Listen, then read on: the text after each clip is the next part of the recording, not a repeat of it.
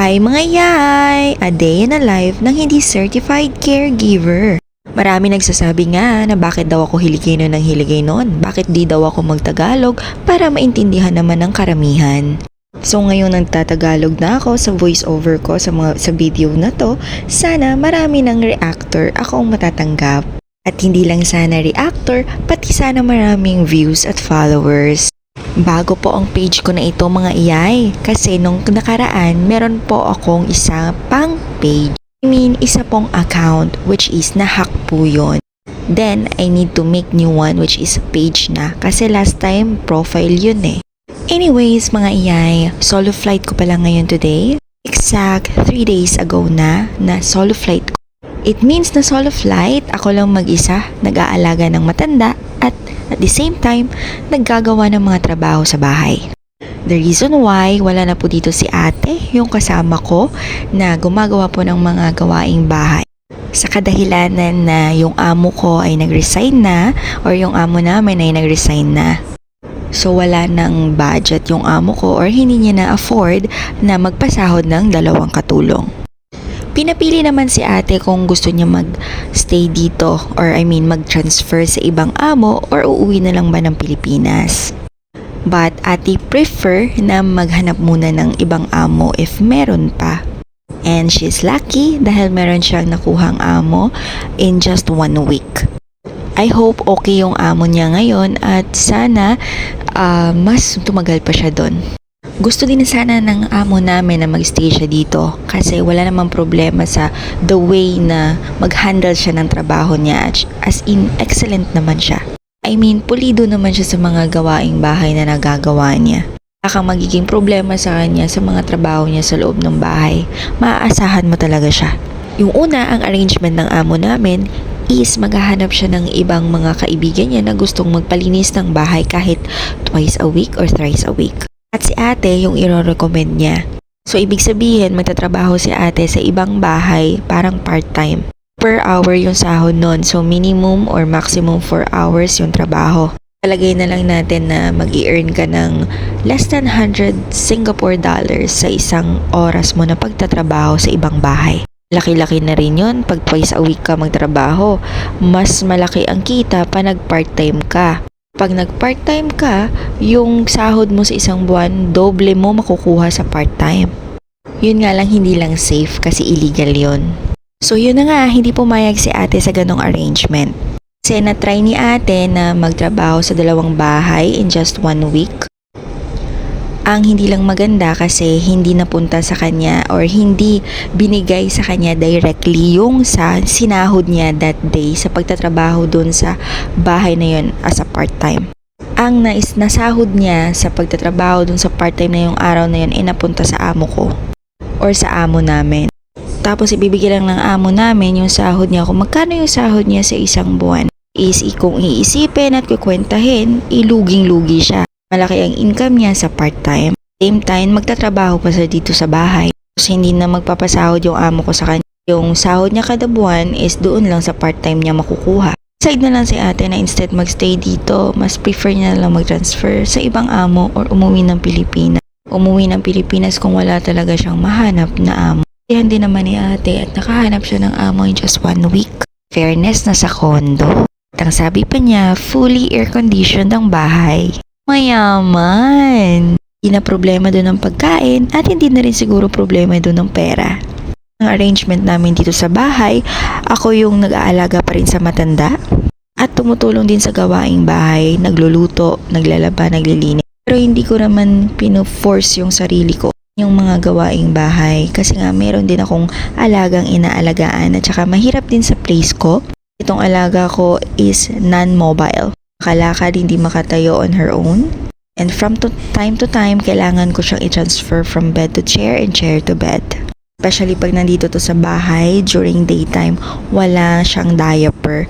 Nakaupo lang siya sa underpad kasi nga dahil sa, sabi ng anak niya, or yung amo ko, nagsabi na prone kasi siya sa UTI.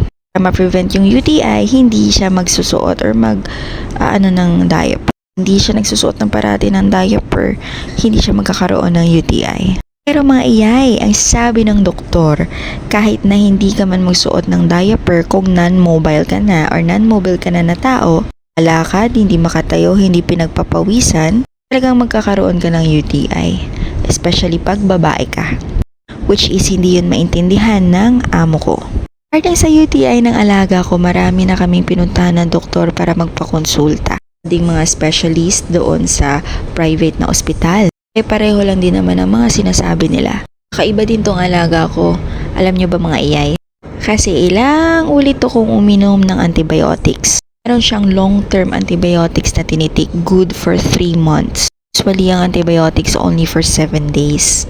Ulit na rin kami papalit-palit ng mga brands ng kanyang antibiotic na tinitik. Kasi nga, nagiging immune na yung katawan niya sa antibiotics. Immune ka na sa ganitong brand ng antibiotic. Hindi mo na pwedeng itik yan. Kailangan mong palitan na kung saan magiging merong result sa katawan mo. Which is maganda yung resulta at nakakapatay talaga ng bacteria. During this time mga iyay, nagpe-prepare lang ako ng lunch namin. Kasi yung asawa ni Lola, yung alaga akong matanda. Yung asawa niyang lalaki is hindi dito nag-i-stay. Doon nakastay sa panganay niyang anak. Kasi itong matandang alaga ko dito sa anak niyang babae na walang asawa. Dito din ngayong araw, dito yung apo ni Lola. Walang labas ngayon o laro. Ako na rin yung apo ni Lola sa isang opisina dito. Hindi ko lang alam kung ano yung exact na ano ng opisina niya. Basta, ang nadidinig ko na lang is trabaho siya para sa isang shipping company. Hindi ko lang alam kung talagang exactly kung anong posisyon niya doon.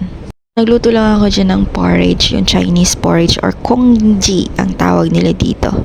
Nagluto rin ako ng fish curry. Congee is para sa dalawang matanda, yung fish curry para sa akin at saka sa apo ni Lola. Wala today yung amo kong babae kasi nga nag-attend yata siya ng meeting ng isa niyang pamangkin na special child.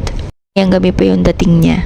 Naman naisipan nila na wag na daw ako magluto mamayang gabi ng dinner kasi kakain na lang daw sa labas. Bonolos yung trabaho kong mga iyay. Tagal-tagal na rin naman ako dito sa kanila. Going 6 years na ako next year sa kanila. Tinatanong yung mga iyay na kung mababait ba sila. Minsan oo, minsan hindi. Na lang talaga sa'yo, pahaba-haba ng pasensya. Gusto mo yung ginagawa mo, pag gusto mo yung trabaho, so kakayanin mo. Kahit gaano pa yan kahirap. Wala namang trabahong hindi mahirap, basta legal. Ganitong kind ng trabaho, kailangan mo talagang mag-adjust. Kung amo pang mag-a-adjust sa'yo. Kabunga nga din tong amo kong babae, pero maya-maya wala na rin naman yan. Pasok sa kanan, labas sa kaliwa kumbaga. Ang apo ni Lola at si Lola hindi maselan sa pagkain. Ako lang babae yung maselan sa pagkain. Super duper maselan.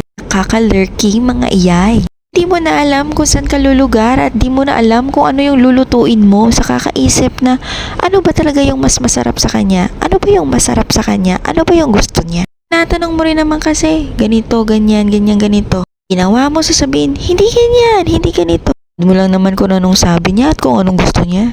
Mga iyay, masisiraan ka ng bait dito nang wala sa oras. Ka lang talagang control sa sarili mo. Tapos ko silang pakainin ng tanghalian. Ako namang i-check yung BP ng matandang lalaki. Sabi ng anak niyang panganay, mataas daw yung BP niya nung kahapon. Kailangan i-check ulit para malaman kung kailangan uminom ng gamot. Bawal daw pakainin ng mga pagkain na may nuts at bean dahil mayroong gout ang matandang lalaki. Tapos ko asikasuhin yung matandang lalaki, latag ko na yung higaan niya dyan sa may salas para makapagpahinga o makaidlip man ng sandali ngayong hapon. Ipapasok ko din si Lola sa kanyang kwarto para makapagpahinga din. Tapos ako, maglalaban na naman ng mga damit. Magtutupi ng mga sinampay. Gumising na si Lola ay kailangan ko naman siyang i-exercise. Tapos na isang oras na exercise, ilalabas ko yung dalawang matanda para magkape sa labas. Pauwi, magpapahinga sandali, labas na naman para kumain sa labas ng hapunan. Nakakapagod pero carry bills lang. Para sa dollar, kailangan talagang sipagan yan. Bawal magreklamo mga iyay. Pag nagreklamo ka, wala kang dollar. Hirap man mga iyay, padayon lang.